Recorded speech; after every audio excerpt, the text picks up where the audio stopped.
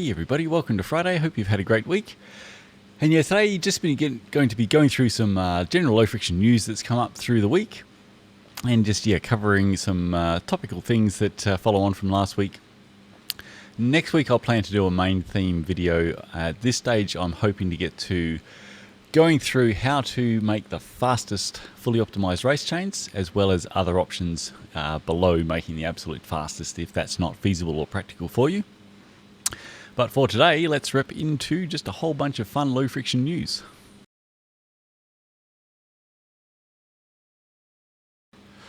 Alrighty, just for fun, quick racing update. I finally managed to win the my age group in the state XC mountain bike championships. So got a little bit lucky in that, a key competitor who I never would have been able to beat because he's an absolute weapon, unfortunately had a crash in practice and was out. And so I was lucky to be fast enough to be next fastest after him and get the win this time. But your wins for me are few and far between. So it's been, I think, about 8 years of getting either second or third, and finally on the top step this year, which was fun. That was race number 302.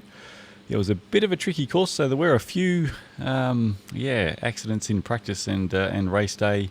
No fun pics of any of the real sort of more exciting sections, but it was usually the states they do put on a course which is a bit more scary than normal rounds, and so glad to just get through without any further incidents this year. See if I can make it to the end of the year without any more injuries would be groovy.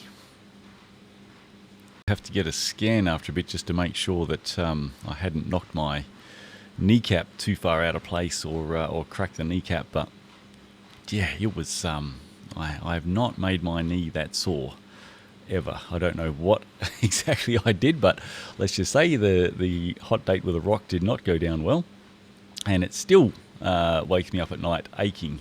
So I did something fun. So I'll admit, overall I did have some trepidation that I was going to give myself a run of 3 like I did about 18 months ago when I had 3 fun incidents in fairly short succession. But made it through. It was overall a great course this year by AMBC, so sorry that some had a tough outing, and hope they're all recovering well. And thanks to AMBC, as always, for putting on great rounds across the season. And we get to just muck around now with some Exploro time between now and next season out on the trails, which would be cool. I'm going to give a quick shout out to the great work done by Bicycle Rolling Resistance.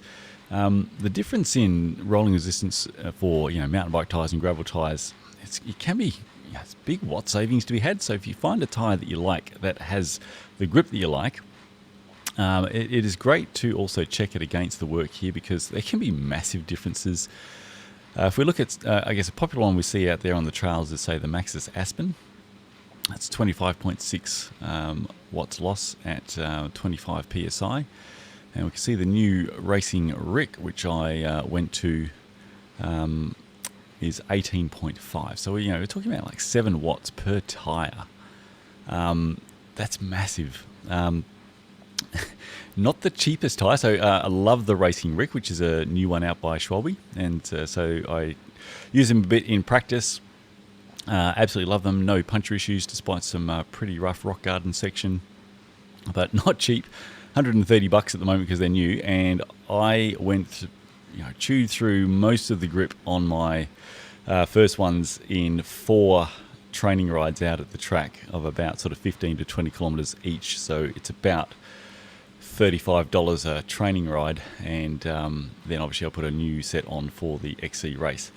Not the cheapest tyres to run for your XC racing, however, can't argue with the performance, and absolutely it helps in the mental side as well when you're on such awesome fast tyres when you get to the climbs and the faster bits. But it's a balance of longevity, changing tyres, cost, and how much you want that grip and longevity versus speed.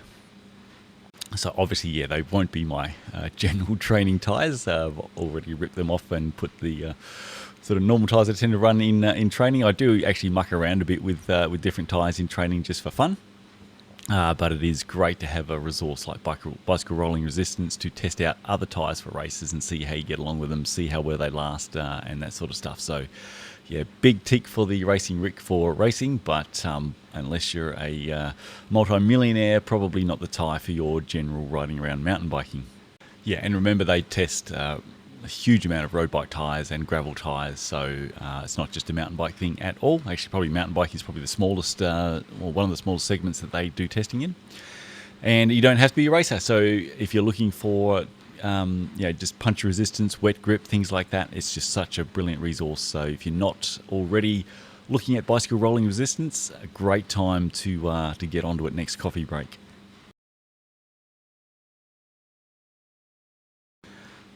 Whole lot of comments and feedback and input on last week's vid with regards to immersive waxing and wet and winter.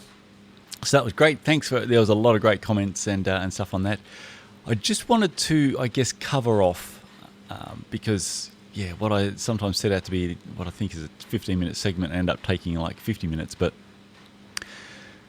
the nuts and bolts are that immersive waxing, if you're having issues with rust and waxing in the wet, it is simply that you're not doing it what I would say, correctly. And that it's just that little bit of knowledge of immersive waxing and or wax strips and wet riding will save you any issues with having rust on either your chain or cassette. And that if you still have issues after following these hints and tips, please let me know, because I'd love to chat further. Over the years, I have had obviously lots of chats via email with people all over the world, riding in the harshest conditions in a lot of countries. And to date, pretty much we always get someone to easily enjoying their immersive waxing and not having any rust issues and having a great time with their drivetrain all through winter and at the end of it, because they're immersive waxing, which just, you can obviously run oil and wet lube if that's your preference, but it is going to become quite a abrasive substance running or masquerading as a lubricant on your chain unless you are solvent flush cleaning that really frequently. And that simply is a pain in the ass, and it's a mess, and you've got disposal issues and so on. It's, versus popping a chain into a pot and turning a pot on and swishing it around in some lovely new wax to flush it clean and re-wax it. That's just, I guess there's a strong case to be made that is easier, more pleasurable, and a lot less mess, and it's going to be a lot lower wear by the end of winter. And if you're running a good, group set in terms of the cost of your chain, cassette, chain rings, and so on, it is great to get to the end of winter without having abraded through all of that stuff and needing to replace them. So simply, recommended option 1 is after your wet ride, pop the chain off and re-wax it. If the chain is recoated in wax, it is not going to rust. Of that I can assure you, it just simply can't. It's coated in wax. If re-waxing the chain is not possible, then just give the chain a wipe and apply a coating of compatible wax drip. The recommended ones at the moment are Ceramic Speed's UFO drip, Silca's SS drip, or True Tension Tungsten All Weather. So if you put a nice generous coating of a compatible wax strip lubricant on your chain and work that in, again, it is going to be extremely well protected from rust. And then if you need to ride again, it's re-lubricated, ready for your next ride. You haven't removed the crap out of the chain, but that's no different than if you're running an oil lube and just putting more lube over the top anyway. What that path does give you, though, is the option to just re-wax your chain when it is practical to do so, because those wax products are compatible with the immersive wax in your pot. So it just, again, still means you don't need a faff with solvents and degreases and mess and crap getting on potentially on your disc or brake tracks. You can just pop the chain off and re-wax it, and why, that's just a whole lot more fun and pleasure than faffing with solvents and degreaser. If you find that you're still having any rust issues on your chain, even though you are wiping and reapplying a wax strip lube over the top, there are extreme cases where this can happen due to the amount of minerals or salts that are on the chain and the fact that the carrier for most of these wax strips is water. That water needs to evaporate off so the wax can set, and in some of the more extreme areas, this can still result in some spot rusting on the chain.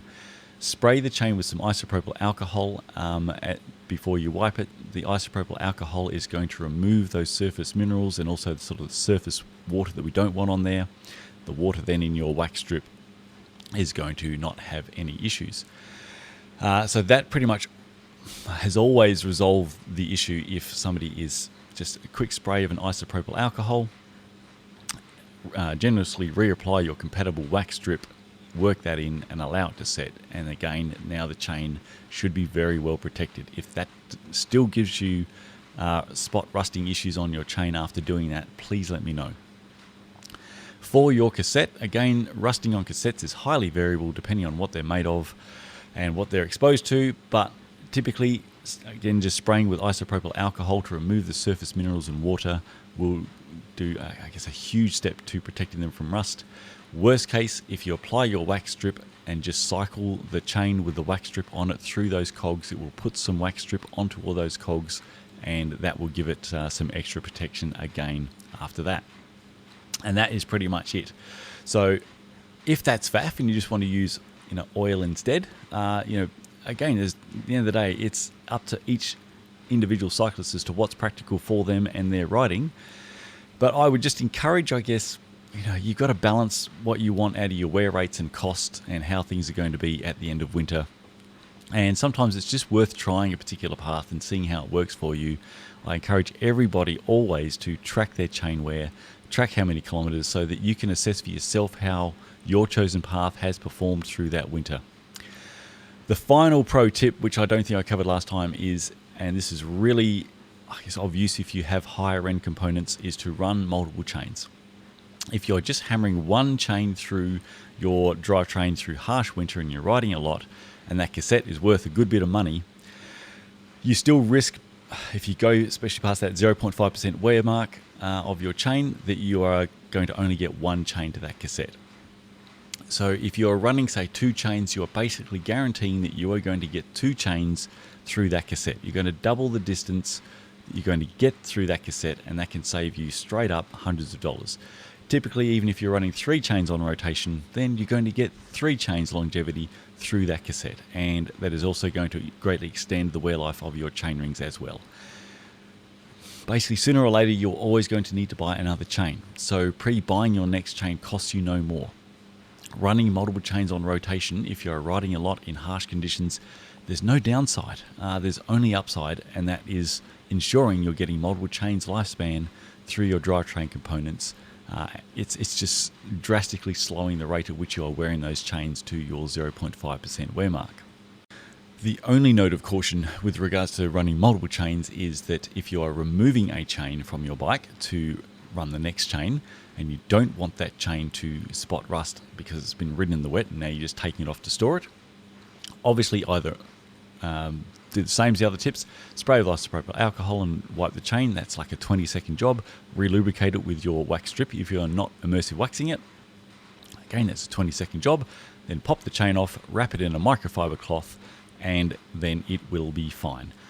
Do not the other option is obviously pop it off and just re-wax it, and then you are completely sorted. Do not ever store chains that you have removed in plastic. So don't put them in a plastic bag or a Ziploc bag. Plastic seals in the moisture. Putting your chain in a plastic bag is basically putting it in like a humidifier, and there's no faster way to try and induce rusting in your chain than wrapping it in plastic. So microfiber cloth, that is the way to store your chain in between re-waxings, or if you're just running multiple chains on your bike and using wax strips and so on.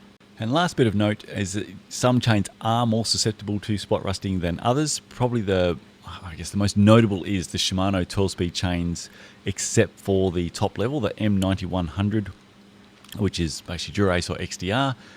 It's a sort of a grey-ish colour on the outer plates and inner plates, and that chain has been all grand.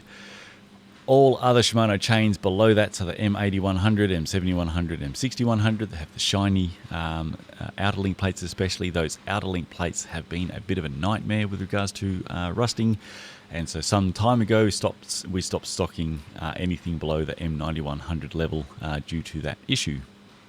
So just be aware of that chain. You are going to want to really make sure you remove any surface water and minerals from those outer link plates with some isopropyl alcohol spray and a microfiber cloth, and then relube it straight away, or even better, just re-wax it. That is always going to be your golden ticket to awesomeness. Lucky last on that point is anti-corrosion chains. So this is something that we get asked a bit about. I did used to stock anti-corrosion chains. However, my stance on those has changed over time.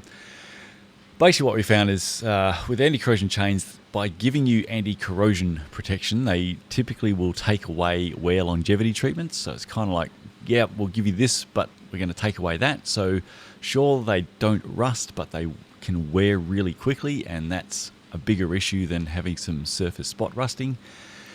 It's worth noting that most times when you get surface rust, it's mostly just a cosmetic thing. It takes a lot longer for the surfaces inside your chain to start to rust because there's just not the air exposure in there that there is outside. And it's what's happening inside the chain that really matters. So if you catch your chain with some spot rusting, yeah, it's unsightly, but it doesn't really cause any sort of performance issues. Obviously, if that surface rusting is really bad, then you would start to have some concerns as to whether or not it's also begun inside. But the other thing is that ideally, post a wet conditions ride, you do want to do something with the chain. You should be either, obviously recommended is to reset that chain, either by re-waxing or doing some flush cleaning, because if you don't, you're leaving all the crap that the water's brought in the lubricant inside your chain. And sure, adding more lubricant over the top is going to help, but you are not really getting rid of the crap that's in there. Your friction and wear is going to be higher next ride, even if that ride is in the sun. Again, just imagine if this was your bearings and they had no seals on them and you rode out in harsh conditions and you got all crap in your bearings. Sure, add some more grease on them. You're not taking out the shite that's now damaging and wearing your bearings quickly. It's the same in your chain, except a lot worse because it's working so much harder and it's much more exposed. So the recommended is to obviously, just do some maintenance quickly, even if it's minimal, to get some crap out and help your chain. If you are not able to do any flush cleaning or a re-wax post a wet ride, then yeah, you are going to, at minimum, wanting to be adding a fresh coating of lubricant over, be it oil or be it a wax strip. And if you're doing that, then you are again protecting the chain from rusting because you've re-lubricated it. So in normal behavior or normal recommended behavior, you shouldn't need an anti-corrosion chain because that can just, encourage the behavior that's going to give you the highest wear rate because you're just riding it out in wet, harsh conditions and doing nothing. And it's also likely that that chain doesn't have a great sort of level of treatment inside to give it any wear, and longevity protection. So you're likely to just rip through that chain, chew out your cassette and chain rings, and it's not a great path. So yeah, so stop stocking and recommending anti-corrosion chains for that reason, and instead recommend just real basic, simple tips and hints and obvious maintenance that we should be doing post harsh conditions rides to make our chain and lubricant all okay again and avoid that the issue of rusting and the issue of high friction and high wear.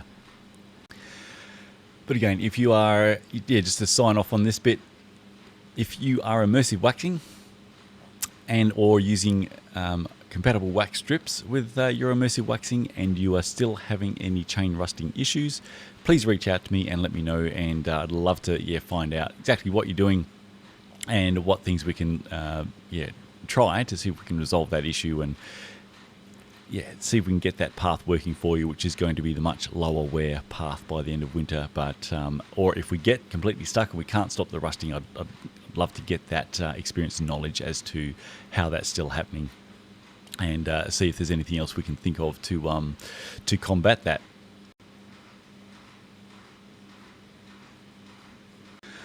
Alrighty, so leading from all that straight into the fun little highlight topic today, which this came up on, or as a little video by Silca Velo, so Josh Portner of Silca, with a recommendation for winter waxing of putting 20 ml of their synergetic oil into your hot melt wax to improve your wax for winter riding.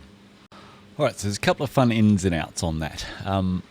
So I guess the reason why Silca are recommending that is on a couple of fronts. So one is to hopefully improve the wax longevity in wet conditions riding. And two is to, I guess, make the wax softer, to make the break-in of that wax post a re-wax when you head out into really cold, so sub-zero temperatures, that the break-in is not going to be so long and difficult because that wax is has been made softer by the oil.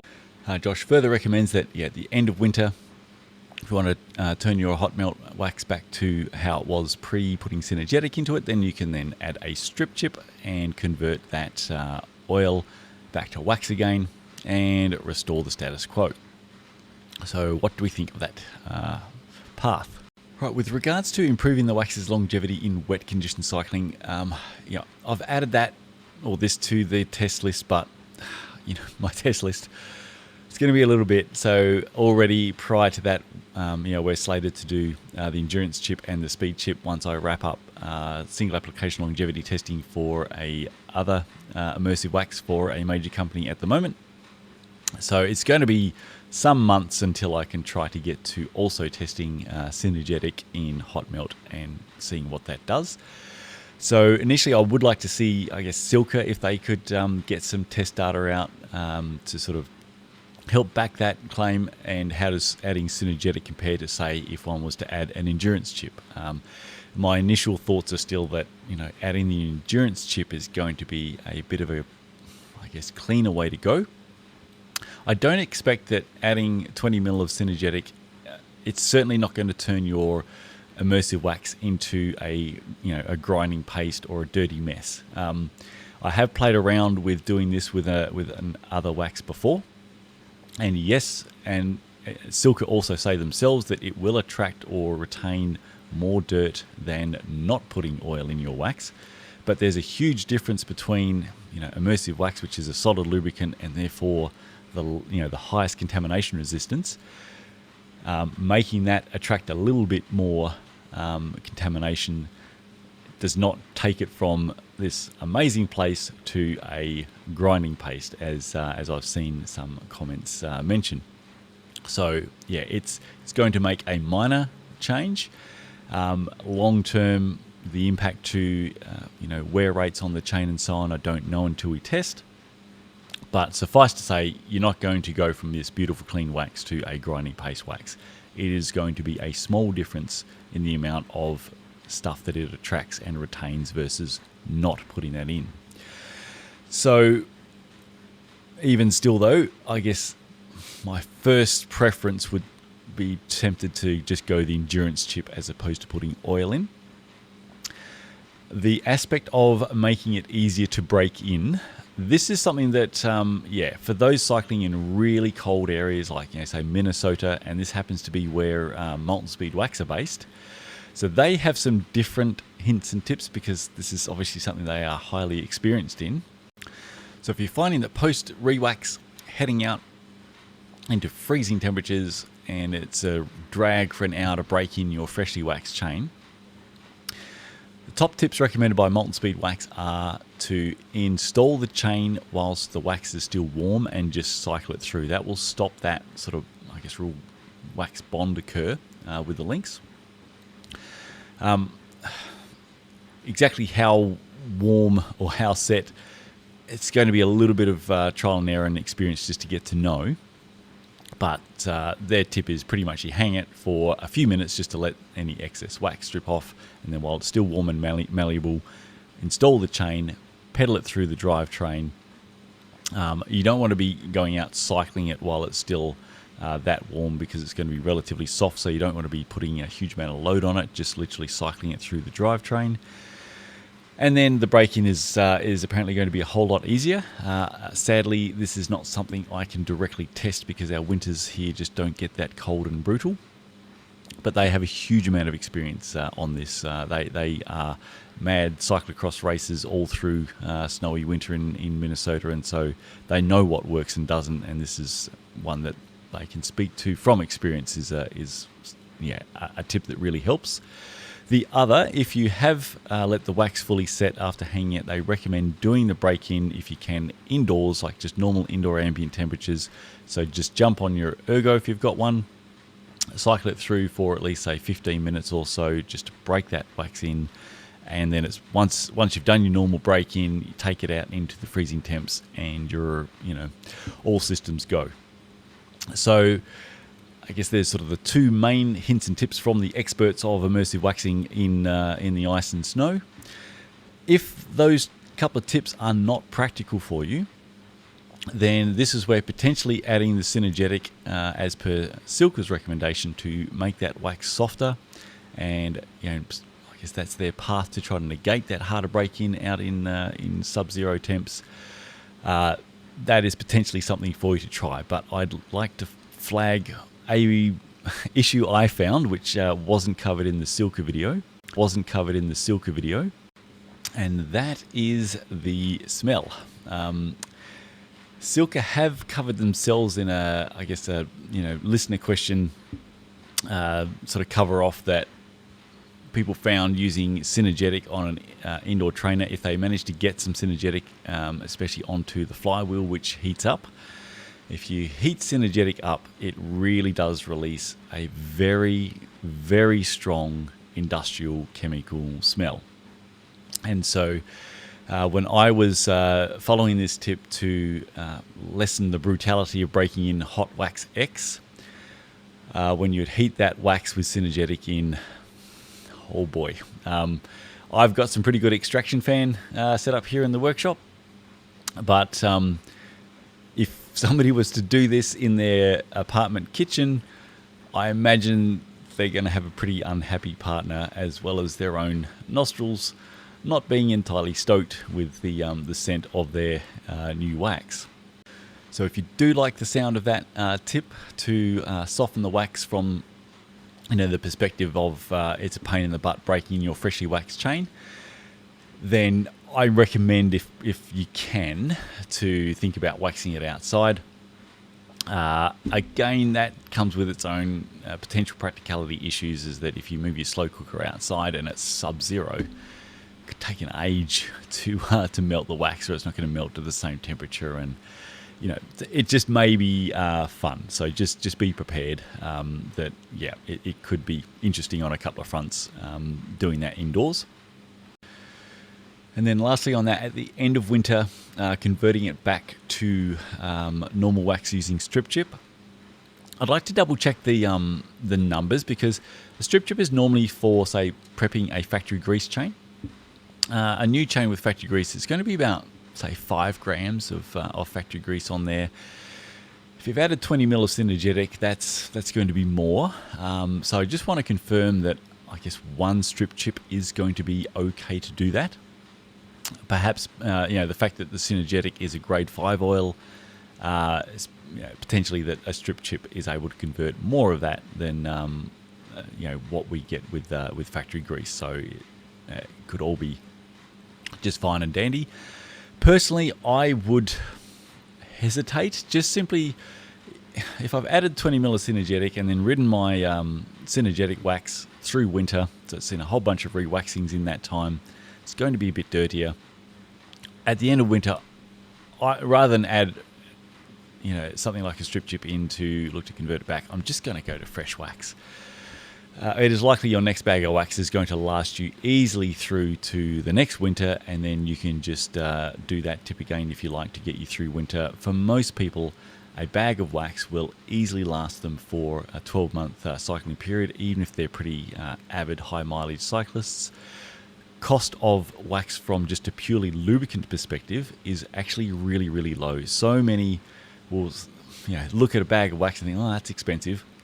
I'm going to buy this $15 bottle of X drip lube, not realizing that, say, in the same 10,000 kilometer amount of cycling, they will have gone through 8 bottles of drip lube in that time due to a higher application amount and a relatively short lifespan.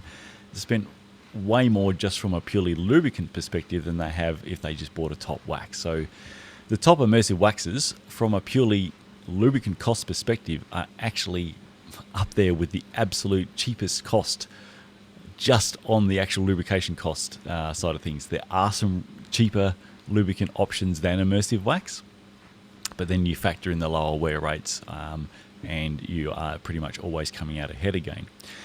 But the moral of that story is, even with a top commercial immersive wax, the actual lubricant cost per year is extremely low. For most, it's going to be around about $50 a year. Maybe $80 if you're really high mileage and doing a lot of harsh stuff. So don't stress about it too much. A bag of wax to go a full year and get a fresh bag, keeping that wax amazing, making sure that wax hasn't become abrasive or more abrasive than what we would like to your chain and drivetrain. That's going to be a better path.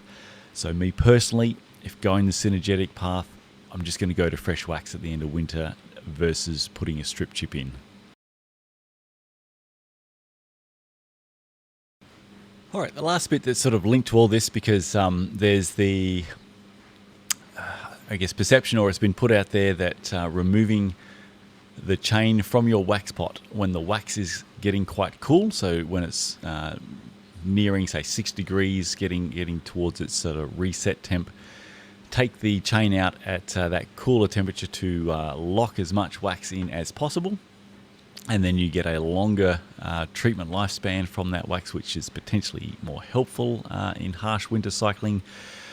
This was also discussed on Escape Collective on last week's Geek Warning podcast.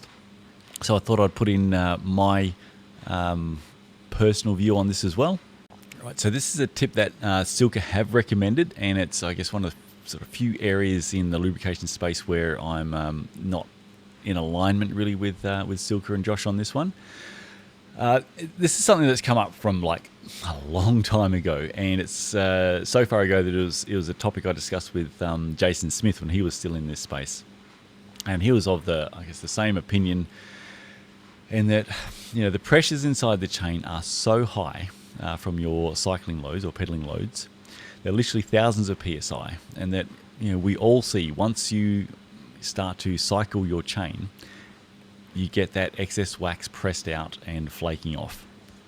And so the strong belief is that after, say, 15 minutes of cycling, you are going to have the same very thin layer of wax inside your chain doing the lubrication, whether you remove the chain at 90 degrees Celsius and hang it to set on a 40-degree day, as you do if you remove the chain at 60 degrees Celsius and hang it somewhere cool or throw it in your freezer.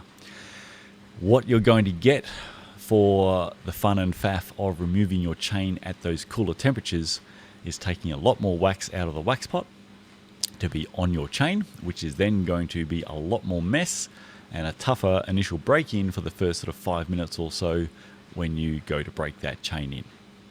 So from my perspective, you are adding more faff to your re-wax by having to be there and looking to remove the chain at the right cool temperature as the wax cooled down. And you are then going to have a lot more faff and mess and difficulty when you're installing the chain and initially breaking it in, and you're just going to go through the wax in your pot faster.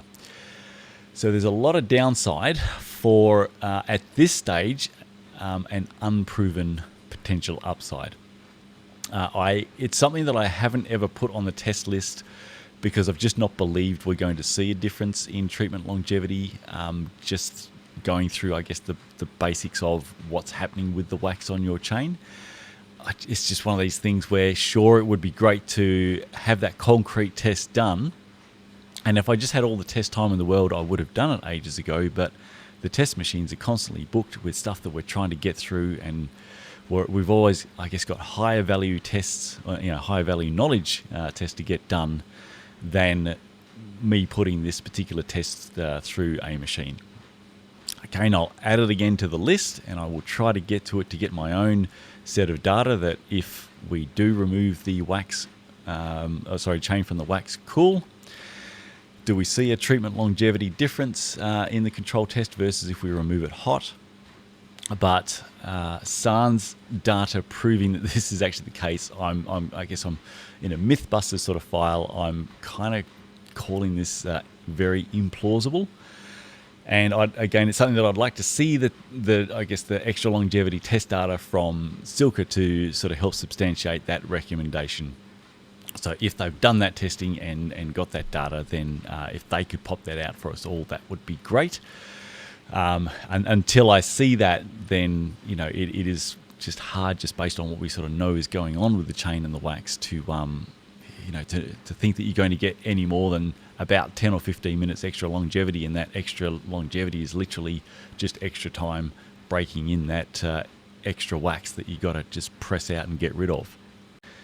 And personally, I don't really know what cycling demographic this is for. How many people are re-waxing their chain and needing to then go potentially 600 kilometers on a ride, and they want every ounce of wax treatment longevity that they can get. If you are simply able to re-wax at normal intervals, just re-wax at normal intervals and save all the extra faff and mess and wax consumption rate. There is also, one other last point, sorry, it does also increase the risk of installing your master link incorrectly. So this is something that has come up over the years with people doing this. The wax on the end or the tips of your two inner links that you join together with the master link is a lot thicker, and it's really hard to push the master link through far enough to properly engage the pins on both sides. And sometimes people only engage the pin on one side, don't notice that, set off and break the master link. If you do this, you often need to use the master link to actually scrape excess wax off the sides of your inner links that you're going to join together, so that you can physically get the master link through properly without a whole wrestle and thing going on. It can take, installing the master link from being a 5 to 10 second job to sometimes a bit of a wrestle and a couple of attempts, and it just can really add to the whole faff and a little bit of extra risk factor. If you find that re-waxing at normal intervals, is a bit of a difficulty, and you're wanting more longevity of your immersive wax, then you've now got obviously options of, say, endurance chip, which you can use in both Silca and M-Speed wax, or you've got the Rex Black Diamond wax is also a really long-lasting wax. So that's one of the key differences with the Rex wax versus some others is the additive that they're using in their wax base. It's super long-lasting, especially in the higher concentration blends. Or, the most popular path these days for many is just to use a compatible wax strip lube in between immersive waxings and just top up in between as you need to, and then re-wax again when it's practical to do so. So there's a couple of really easy paths. So the wax strip in between being the most prevalent of them, to just get you through to your next re-wax with no issue whatsoever, versus doing this particular tip, which I just find is a whole bunch of faff and mess, and there's just I can't see really who this is for. And if you're currently doing it, I would say stop and use one of those other options to achieve the wax longevity outcome that you need. And well done to both Dave and Brad of Escape Collective. You legends, got it bang on. They also agree that following that tip is not really the recommended way. All right, that better do. I just noticed it's over 40 minutes, and I swore at the start to myself that this would be a 20 to 25 minute video. About dead on trend for me. Have a great weekend, everyone. Final round of the MotoGP. I'm pretty excited for that. And I think we've also got Formula 1 at Las Vegas. I haven't rechecked when they're restarting, but I think we'll have that on as well. As well as trying to get out to some awesome cycling and a whole bunch of other fun things. So have a great weekend, and I will look forward to your comments and input as always, and I will look to catch you on the next one.